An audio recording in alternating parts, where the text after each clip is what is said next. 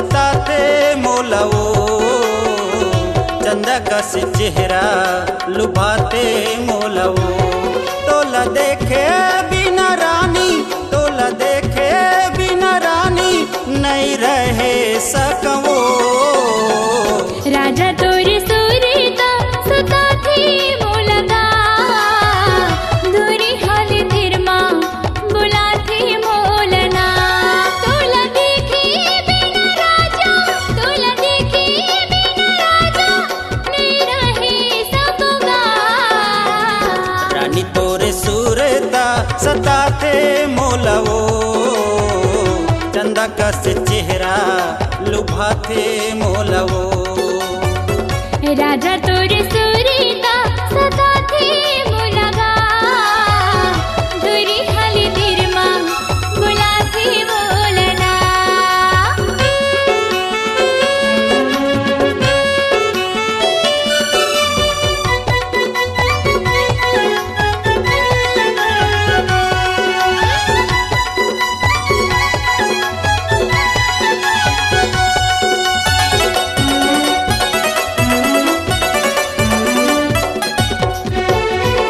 मुश्किल से मोरे दिन हपहाथे, काटे नहीं फिर रतिया।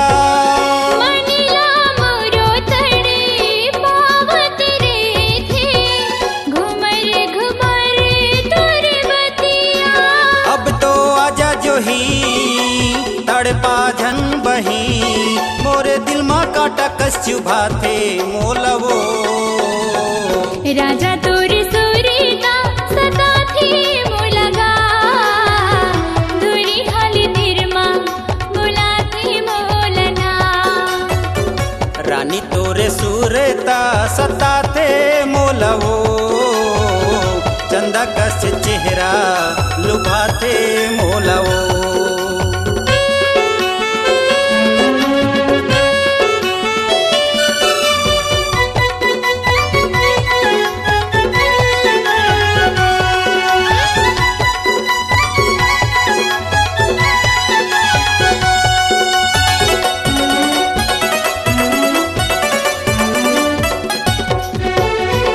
मन के मंदिर मां तोला बसा के, करथो पूजा रात दिन।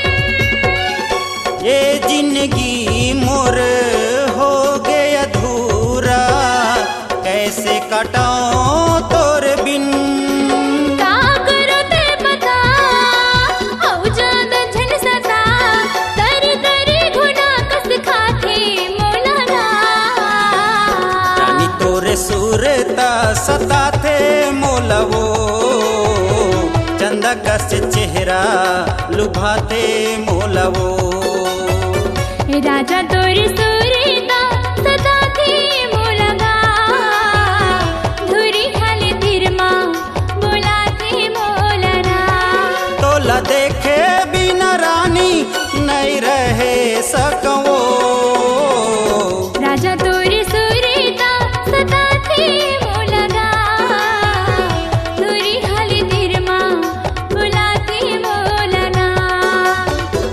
रानी तोरे सूरता सताते मोलवो, चंदा कस चेहरा लुभाते मोलवो।